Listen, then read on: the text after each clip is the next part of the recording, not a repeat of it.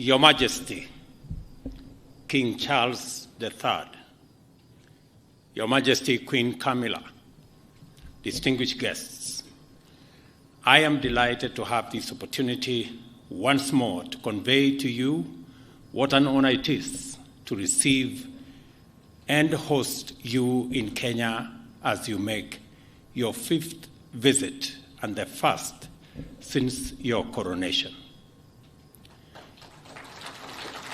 It is our hope that through our world-renowned hospitality and the Kenyan people's spirit of enterprise and innovation, as well as the land's scenic beauty and tourist charm, our country will live up to its reputation as magical Kenya and exceed your expectations. In due course, you will have occasion to tour many areas of great personal significance for you and your family, and many others of equal historic significance and importance for both our countries. You will witness the immense accomplishments made by Kenya and the United Kingdom during 6 decades of strong, dynamic, and fruitful bilateral relations, as well as exemplary events which took place over 7 decades ago. We note with deep admiration your commitment to the conservation of biodiversity and climate action, the youth, and innovation.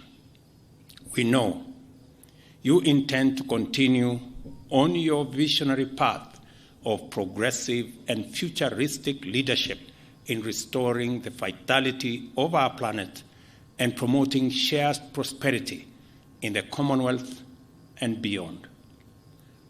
A good example is the Mau Forest Complex, a water tower forming the catchment area for the Mara River that supports the world-famous Masai Mara ecosystem and which was admitted to the Queen's Commonwealth Canopy Program in 2020. We also note with appreciation your expression of willingness to acknowledge the painful aspects of our shared history, your exemplary courage and readiness to shed light on uncomfortable truths that reside in the darker regions of our shared experience are also very commendable. This is a highly encouraging first step under your leadership to deliver progress beyond tentative and equivocal half measures of past years. We are therefore confident that under your visionary leadership, the Kenya-United Kingdom relations will continue to prosper for the benefit of our 2 countries and peoples. We also note your commitment to the Commonwealth and the will to sustain the transformational momentum to make it an exemplary community of nations distinguished by unity of purpose, inclusive progress, and shared prosperity. Your visit therefore provides us with an opportunity to close ranks within the Commonwealth family in order to provide an inspiring beacon of hope in the possibility of transformative collective action on an ambitious and global scale. Our confidence is borne further out by the fact that you are a veteran visionary who desired long ago that global development should take into account environmental sustainability, and as early as in 1970 spoke about the menace of pollution and climate change with an urgency and intensity now associated with climate action activists and the Secretary General of the United Nations. Your Majesty, although it has been indicated that Kenya and the United Kingdom are celebrating 60 years of diplomatic relations, This by no means implies that our peoples were total strangers before that. Neither does it mean that we live in denial of our history. We cannot live as prisoners of the past. Neither can we go far into the future if we turn our backs on history and historical actions and omissions whose legacies encumber our present. As a matter of fact, formal British presence in Kenya was proclaimed in 1897 by an order in council, which inaugurated European settlement and the displacement, dispossession, and disenfranchisement of native Africans, paving the way for a brutal colonialism. And if colonialism was brutal and atrocious to African people, colonial reaction to African struggles for sovereignty and self-rule was monstrous in its cruelty. It culminated in the emergency, which intensified the worst excesses of colonial impunity and the indiscriminate victimization of Africans. I took you through earlier today the whole of fame and the whole of shame. While there has been efforts to atone for the death, injury, and suffering inflicted on Kenyan Africans by colonial government, much remains to be done in order to achieve full reparations. I am optimistic that through the Kenya-UK partnership, we shall keep up our endeavor to inspire the change we hope for by making people and their well-being the fundamental consideration in our pursuit of trade and investment, defense and security, conservation and climate action, research, development and innovation, as well as our work of designing a future that works for present generations and distant prosperity.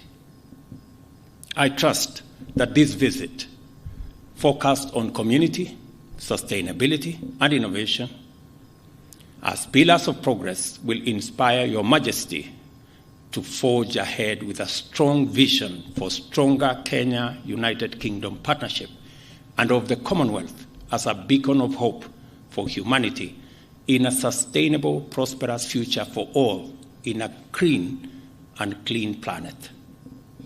I wish you great success on this visit and much delight during your stay in Kenya. May your leadership inspire many to do their part in making our nations more prosperous and our planet more livable for humanity and all forms of life which share it with us. Ladies and gentlemen,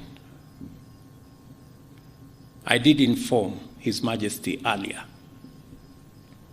that in Kenya there is a concept called kingpin, and there is a contest for kingpins around Kenya. Different regions have different kingpins.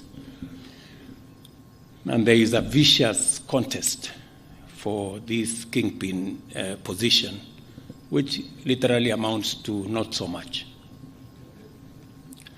But this week, all contests about kingpins have been suspended because the king himself is in town.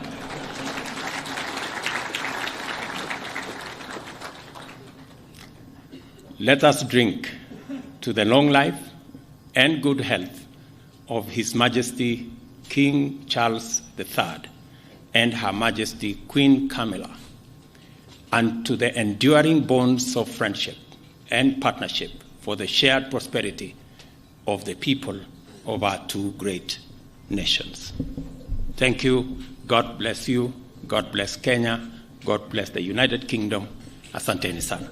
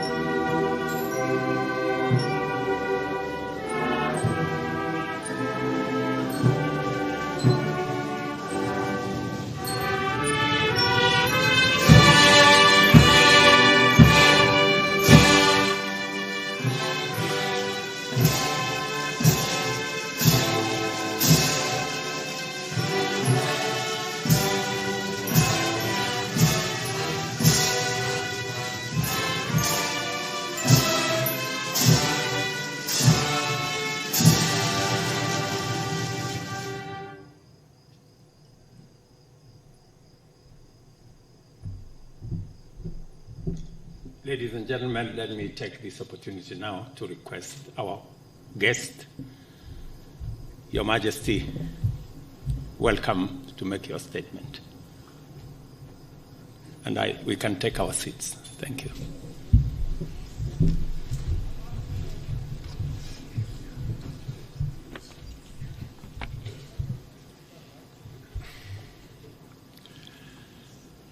Mabibi na mabwana, hamjambo, niaje, ni furaha yangu kuwa nanyi jioni ya leo. I cannot tell you what a great pleasure it is for my wife and I to be back in Kenya once again. I am enormously grateful to you, Mr. President, Madam First Lady, for your most generous invitation to make this state visit. The tremendous hospitality you have shown us and the wonderfully warm welcome that you and the people of Kenya have extended to us have touched me deeply. If I may say so, it is particularly special to be able to return to this extraordinary country in the 60th year of your independence. Today, Mr. President, you and I stood by the mighty Mugumo tree, which marks the spot where almost 60 years ago the Kenyan flag was first raised. It seemed to me that the tree is thriving, strong and deeply rooted, just as this great republic and her people continue to thrive. It means a great deal to my wife and myself that in our coronation year, our first state visit to a Commonwealth country should bring us here to Kenya. We both take considerable pride in renewing the ties between the United Kingdom and Kenya, a country that has long held such special meaning for my family. Najisikia kama niko nyumbani.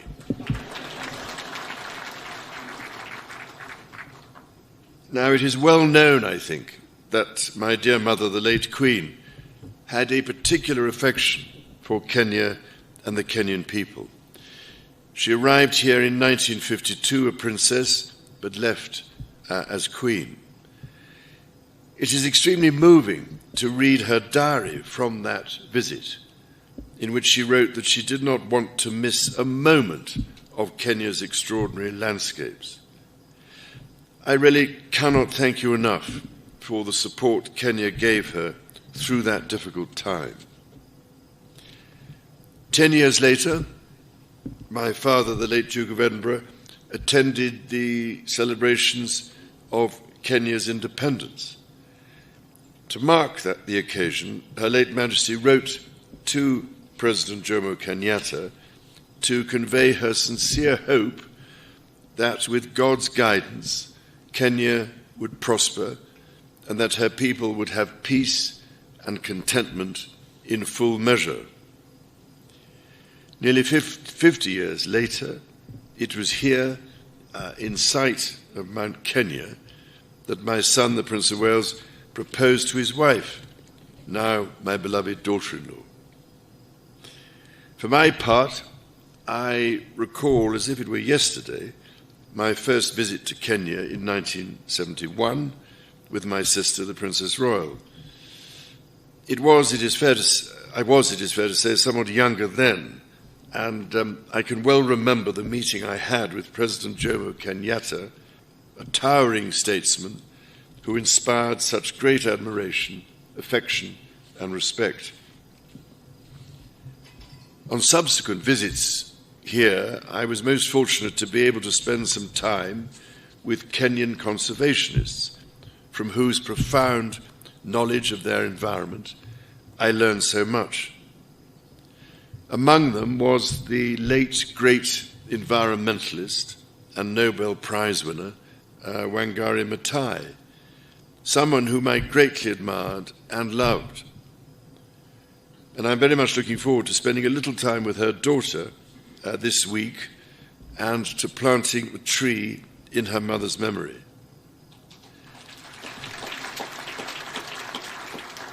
As Wangari Maathai said, when we plant trees, we plant the seeds of peace and seeds of hope. We also secure the future for our children. This is a sentiment that, as avid dendrophiles, lovers of trees, I know, Mr. President, that you and I share. Indeed, having been planting trees for most of my life, I thought I was doing rather well. But your ambition to plant 15 billion trees makes me look rather more critically at my own efforts. Ladies and gentlemen, my own and my family's special connections to Kenya are but one example of the myriad links between our two countries. The British people hold a deep affection for Kenya and visit in their tens and even hundreds of thousands every year. By the same token, I am delighted and proud that so many Kenyans choose to live, work and study in the United Kingdom. Before travelling here, my wife and I held a reception in London to celebrate the invaluable contribution of Kenyans and British Kenyans to almost every field of British life, from the arts to medicine to academia. I was as touched by their affection for the United Kingdom as I was immensely grateful for what each of them brings to my country. It is the intimacy of our shared history that has brought our people together. However, we must also acknowledge the most painful times of our long and complex relationship. The wrongdoings of the past are a cause of the greatest sorrow and the deepest regret. There were abhorrent and unjustifiable acts of violence committed against Kenyans as they waged, as you said at the United Nations, a painful struggle for independence and sovereignty. And for that, there can be no excuse. In coming back to Kenya, it matters greatly to me that I should deepen my own understanding of these wrongs, and that I meet some of those whose lives and communities were so grievously affected.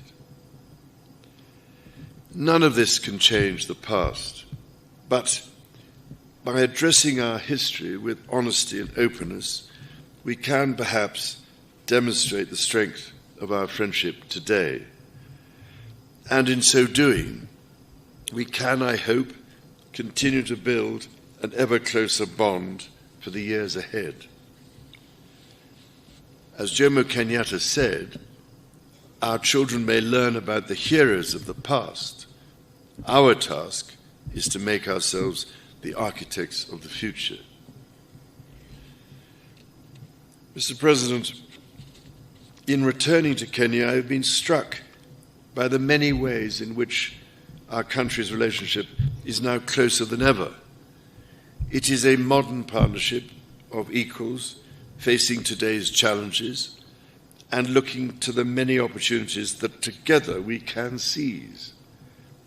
Whether by using the King's Cross regeneration as a model for the Nairobi railway city, or by learning from Kenya how the blue economy can really work for local communities, all of you here this evening and across our countries deserve our gratitude for your ceaseless work to realize our joint ambitions.